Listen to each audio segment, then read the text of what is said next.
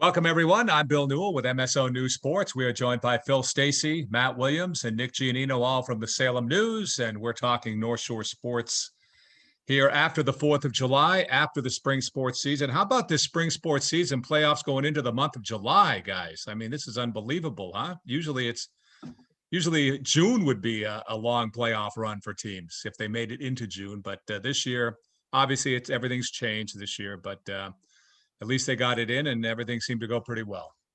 Yeah, it really went deep. I mean, we had a game go right into July. Yeah.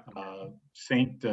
John's Prep and the state lacrosse final game gets thundered out, I guess, or suspended because of lightning and thunder.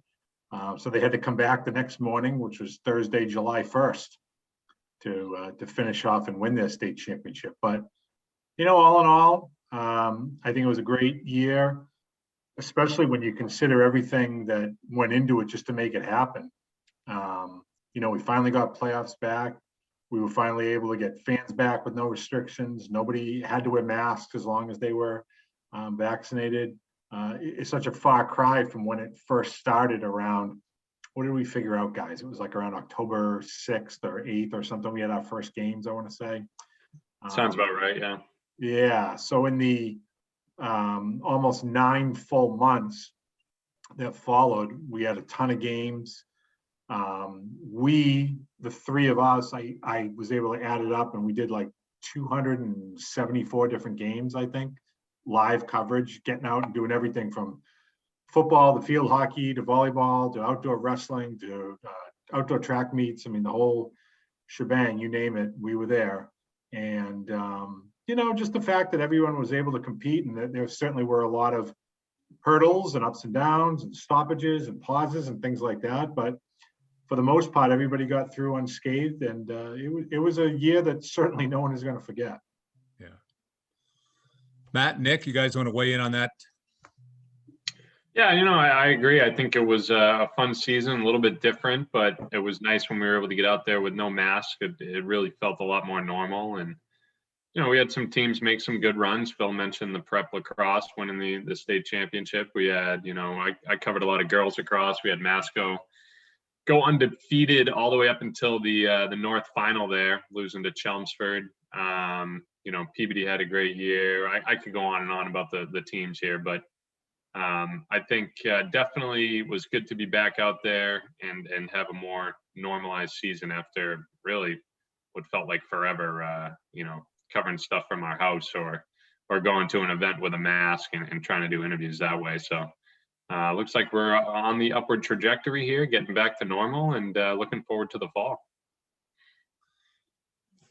Yeah, it's really hard to believe the fall's not that far away. We're a week away from maybe the midpoint of July, and then it's just another month or so till football practices or whatever. Maybe a little longer than that, but you know what I'm saying. It's not that far off. About 5 or 6 weeks, right? When they start August 20th, we said first practices. So I think it's it'll be here before we know it. So that's probably 5.5 weeks, I'm guessing. Yeah, not that long. Yeah. Time flies when you get old. You know what I'm saying? So, Hey, Nick, you had a story in Monday's paper on Haley Lamazny of Peabody, the Northeastern Conference Girls Lacrosse Player of the Year, but also picked up some other accolades. Maybe you can share that one. Yeah, she was named a USA Lacrosse All-American, which is obviously a pretty big honor. You can tell just by the name of it. To my knowledge, she was the only girl in our area to receive the award. I think Haley Hamilton from Hamilton Wenham also received some type of that award. I'm not sure if it was the exact same one, but she was on it as well. She had, 57 goals for the Generals this year, which kind of flew under the radar because they didn't have a winning season, but she was terrific. But, Haley Lamazny kind of did it all for Peabody.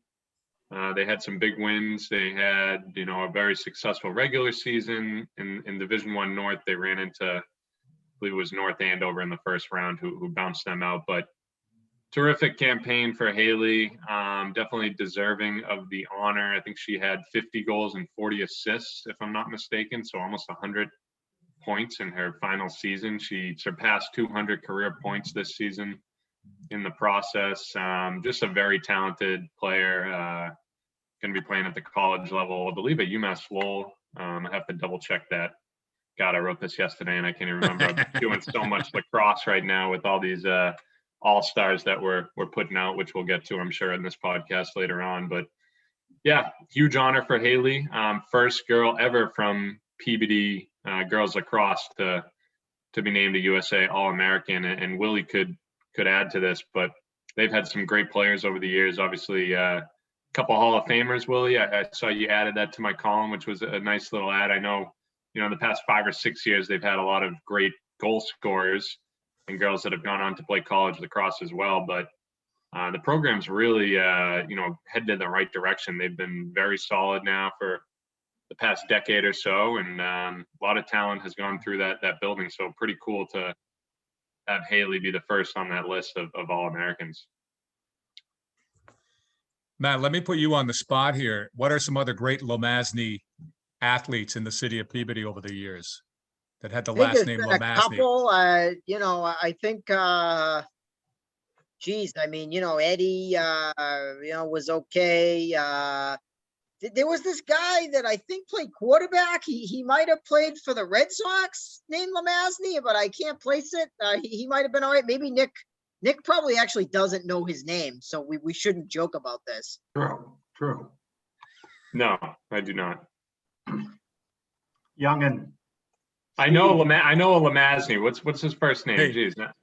Don't knock youth, Matt. Come on now. What was I it? mean, that's like, maybe you've heard of him. I don't know. How long have you worked here for? That's rough. That's Steve. on us. Hopefully no one's watching, Nobody's gonna tell me either. I'm gonna have to figure this out on my own. I mean, I know, it's like I obviously was not a big hoop head, but like I knew who Scooney Penn and Rick Brunson were, type of thing. Like you just kind of hopefully learn these things. I guess we haven't been doing a good job of teaching them. I don't know. I'm not putting that on us. That's him.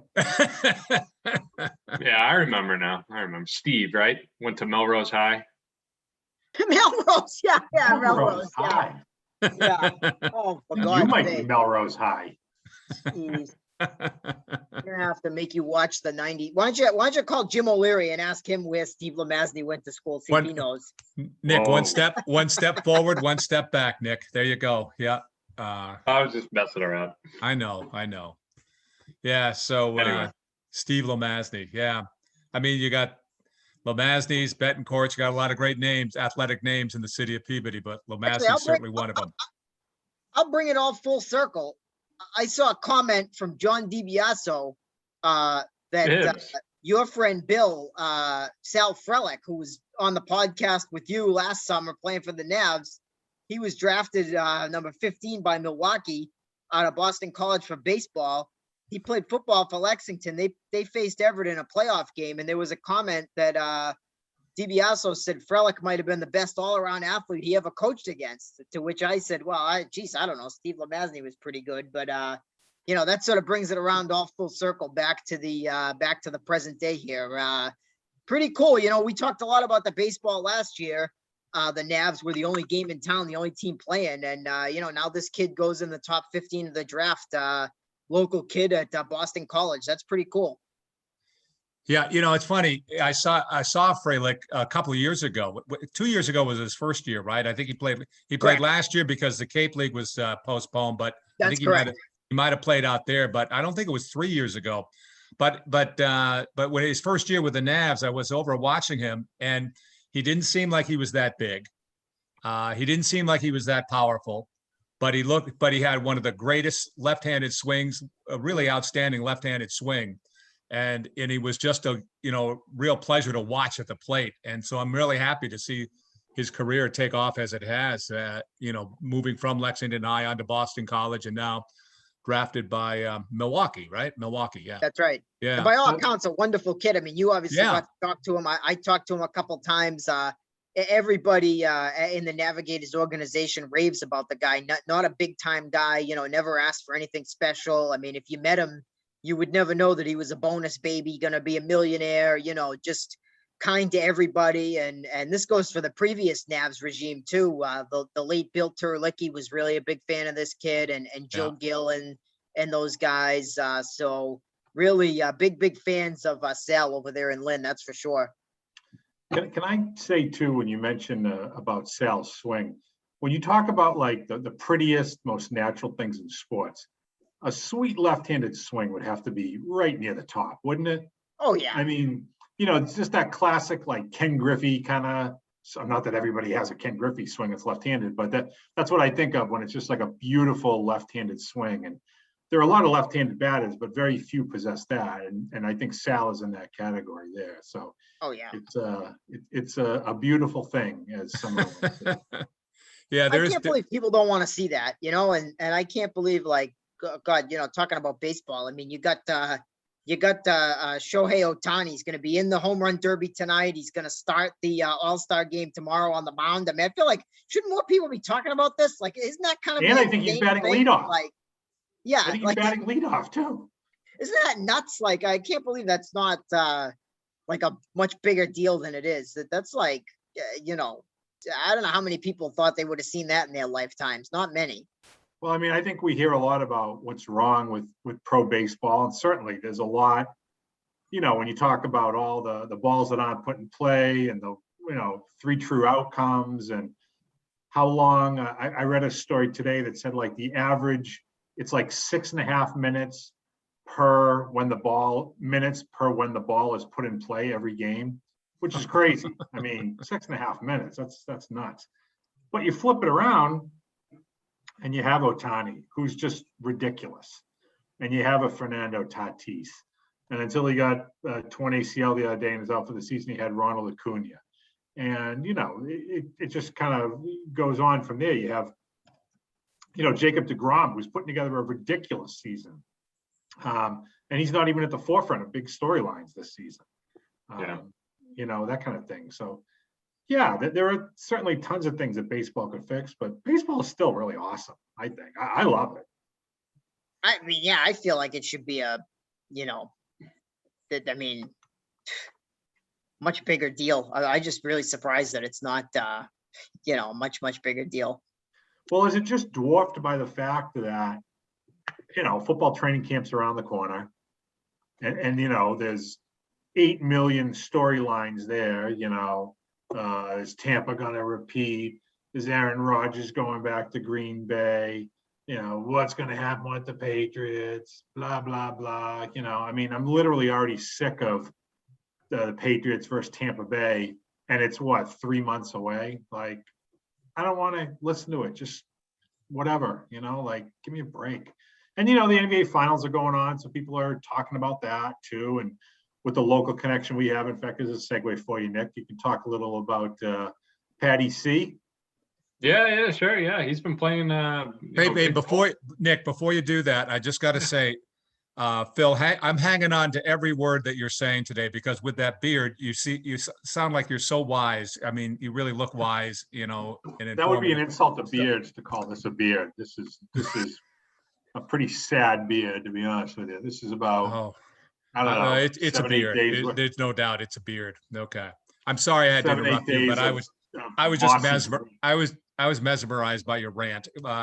Nick, go ahead. Pat Connaughton, Bucks. Yeah. No, he's been, playing a really big role for the Bucks, who got their first win on Sunday night in the finals against the Suns at home. He's played over 30 minutes. I think he played 30 minutes last night off the bench. He's been the first guy or second guy off the bench pretty much throughout the playoffs. Been contributing with his defense, shooting threes, timely threes, timely passes. Just been really impressive, kind of finding his niche in Milwaukee over these past 3 seasons. And it's really fun to watch him thrive at the highest level. I've been keeping tabs and doing some updated stories on him just as he's gone along this playoff run, because it's really not so often we get a local kid like this, first of all, competing at all at the professional level, but to do so, in the NBA finals on the biggest stage and play big minutes like that, it's pretty incredible.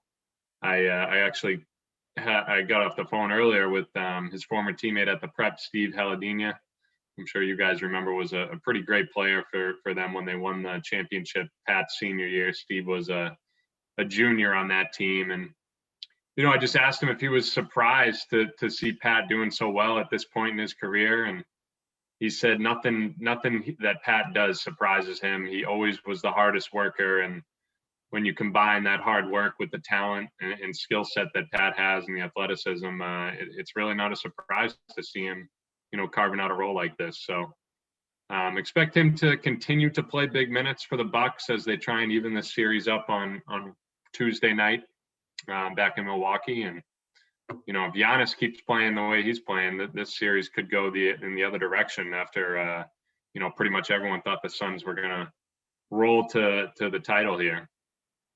I think people tend to forget that Pat was a two-sport superstar, not just a really good player, but he was drafted, fairly high by the Orioles, Willie, wasn't he? Was it like 5th round or something by Baltimore? Yeah, got a lot of money. Yeah. Oh, yeah. Got a lot of money. And I think a lot of people thought, like, you know, geez, maybe it's not working out in the NBA. He wasn't playing much in Portland. Didn't seem like he had a future there. And I think a lot of people thought, like, well, he can just fall back on baseball. He's got that mid-90s fastball, and the Orioles need pitching.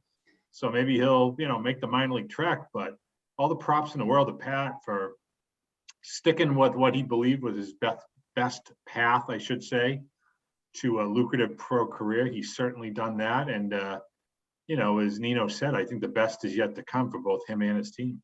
Yeah, he threw I'm looking at on Baseball Reference. He threw 14 innings in 2014, which was the year he was drafted out of Notre Dame. And he must have, you know, the 14-15 must have been his first pro basketball season, and he just never went back. 28 years old now. I mean, maybe he retires at 32, 33 and tries his hand in baseball. You never know. I know he still loves that sport, but basketball was always his first love, and he wanted to see if he could make a career out of it, and clearly he has. I mean, I think he's on the contract right now with the Bucks, but he's going to make some more money. You know, if he can keep this up and the Bucks win a title, he's gonna get a nice payday in the NBA. So, Bucks last won a title when, guys? Was it when they had Jabbar? Was it that far gone? 71. 71. Yeah. They played the Celtics in the 74 finals and lost. I think that went 7, right? That series? Yeah, it did. One fun fact, one person that was on the team plane when the Bucks played the Celtics in the 74 finals, well, 2 people, one Michael and Eileen Grenier, friends of the podcast. That's right. I didn't know Miss Eileen was on there too. Yeah, she made her way on there. It was her birthday, or they were traveling for, maybe Springsteen was playing. I don't know what the reasons were, but in those days you could get on there with spouse. So get on. What was he on? What was he on again? He was the team plane when the Bucks were in the finals. To Milwaukee. Yeah. Oh, okay. I want to know what Mike was wearing in the days before he was adorned in team gear all the time. You know, he must have looked pretty svelte, I'm guessing, in 1974. There's that famous photo of him interviewing Havlicek, right? He's got like the 70s dress clothes on, like the John Travolta kind of suit. I mean, he looks pretty good. Yeah. The mutton chop. Yeah. He played the part. Bill, how old were you in 74? 74, maybe 20. Okay, Yeah. I was 5. Yeah. So I'm sure my mother had me dressed like a kid in like a Pink Floyd video or something. But you know, that was the style of the day, I guess. Yeah. Well, you know, you mentioned my age and my upbringing. You talk about pitchers that could hit.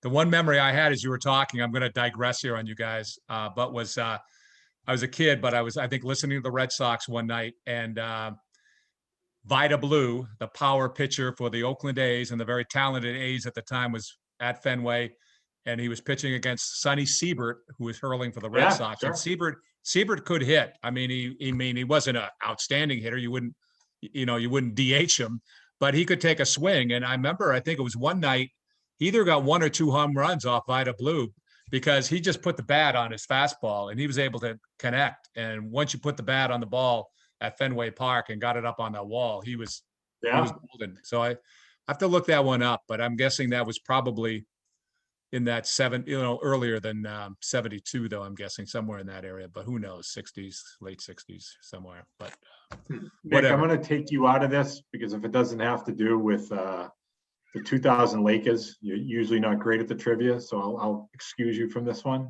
Yeah, fair enough. But you guys as baseball fans might have heard this before. I always thought this was a great trivia question. What pitcher with a Red Sox connection threw a no-hitter and also hit 2 home runs in the same game? You know what? Oh, This was a trivia question on the Red Sox broadcast the other day on Nesson. Are you serious? Yeah, but I can't remember it. And Jerry Remy got it wrong. They gave like 3 options. How did it even come up? I don't know how it came up. Maybe Ohtani did it or something. No, he didn't have a no-hitter. I got my how it answer. came up, I got but- my answer. All right, go ahead. Earl Wilson? Nope. No, okay. Willie, any guesses? Without looking it up? He's Googling it right now. Yeah, he can tell you. I got nothing. That is the immortal Rick Wise. Oh, Rick Wise was a pitcher for the Red Sox in the 70s when I was a kid. yeah. And with the Phillies, he hit 2, I think, solo home runs in a game. With the Phillies. Yeah, okay. Yeah. And also threw a no-hitter. It's one of those like nuggets that's always stuck with me, you know? I thought he had to do it as a Red Pretty Sox good. player. No. Red Sox connection. No, I got you. Hey, before we run out of time here, and we do have time, but on Wednesday in the Salem News, the spring All-Stars are being announced, Phil, maybe, and that's the start of it, but it goes on for the entire summer. I think these All-Stars are announced. I saw the schedule, but it all starts on Wednesday. Tell us about it.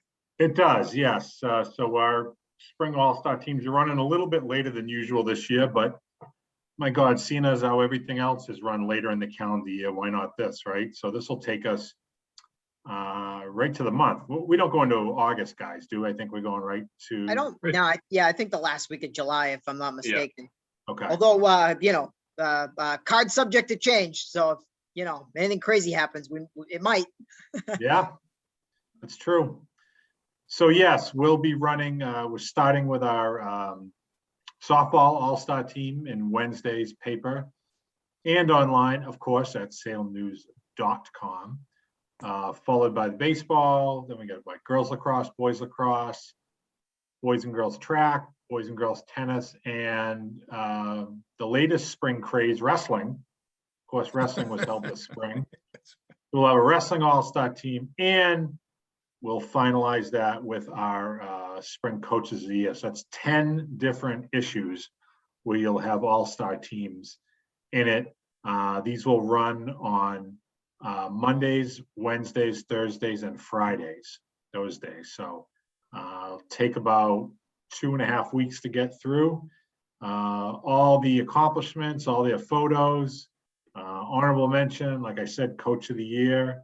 It's a nice way to cap off the season. It's a lot of work to do these, but it is a labor of love for us and for, of course, the queen of North Shore sports writing, Jean, the writing machine, DePlacido. We always thank her for her help with these. So we're putting these together now, and it's a nice little, what do they call it? Summer cooler, summer refresher, whatever you may. I don't think they say that, Phil, but I but the thought the beard made me wise. Man. Come on. I did, but I didn't want a cliche. A guy with a beard is not going to be coming up with a summer cliche like that. I don't think, Phil. Okay. I think we have Fair to enough. save that as one of those those drops, like with where anytime we can just press a button and Bill would say, "I don't think they say that, Phil." No, it's fine. That would but be it's- up there with a Gary, riveting doesn't describe it. Yeah. That lasted for a long time. Yeah. July 29th is when the coaches, that's the last so-called Okay. the feature will be on the pages of the Salem News. That's July 29th. So I feel like I've got my July pretty well planned. Well, I'm a little smart anxious man. I'm anxious about how August plays out, but at least I'm feel pretty comfortable about the month of July right now. Yeah. Well, You so and us are we, both, Phil. so don't worry about it. Yeah. Everybody feels that way. Yeah. Man. Okay. No, hey, we got, Little League All-Stars are going on. you know, Nick's, we got some golf, Mass Amateur this week. Mass we're Am obviously- kicks off on Tuesday. So Yep. they were supposed to be Monday, but postponed today, or Monday for rain. So they'll be kicking off Tuesday. A couple guys to watch out for. Chris Rancour, obviously, always been at the top of the amateur circuit since graduating high school here. He's back in the fold. I know he's made match play quite a few times at this tournament. Mark Turner, his former teammates there. The Emmerich brothers from Swampskit will be playing. I think even Frank Vanna, the ageless wonder there, is still going to be competing. And who knows, man? I mean, he's won it before. So, but yeah, that'll be at Brayburn Country Club in Newton this week. Nice. Good take, Nick. At Brayburn, have you been there? No, never been there. But one of our locals, Nick Macario, actually holds the course record there. It was a Really? long, yeah, it hadn't been broken in like 50 or 60 years or something, and he shot a 64 a couple of years back there. You So- throwing that info out on the podcast tells me that Gary Larrabee is rubbing off on you. I'm just saying, I saw it on Twitter. I thought it was pretty cool. Can you tell us, tell our listeners about the riveting golf match that you and Gary had? Give us some insight into that. Took him to the cleaners. I mean, No, this it was guy, great. He got me out at Bass Rocks. We had a nice day until the thunderstorm hit us on about the 14th hole. Then we had to get out of there. But beautiful course. I'm glad I got to play Bass Rocks.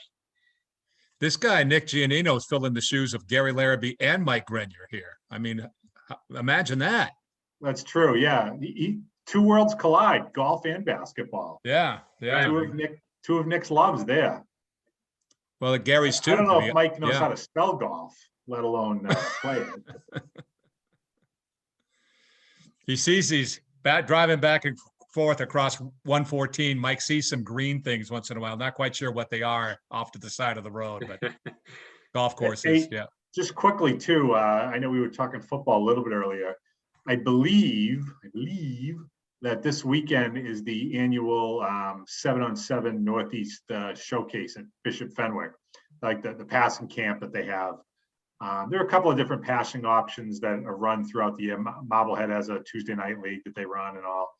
But this is one that former Swampskit coach Steve Dembowski's part of, and Jim Pugh, guys like that. And teams from all over come down, they play 7-on-7 to determine a champion. And it's a pretty good take. And Fenwick has been great to host that over the years, a lot of different fields over there for teams to play at. So that is something that local football fans can check out this weekend. Sounds good. Yeah. Well, gentlemen, anything else you want to share with us here on the podcast this week? How about a pick for the home run derby champ? I'm going with Otani. Well, that's boring. Okay. I think you have to. I don't even know who else is in it. Because Vladdy's not doing it, right? I mean, Joey Gallo. Is Gallo in it? Yeah. Salvador Perez. Trevor Story. it's pretty old, Perez. No Devers.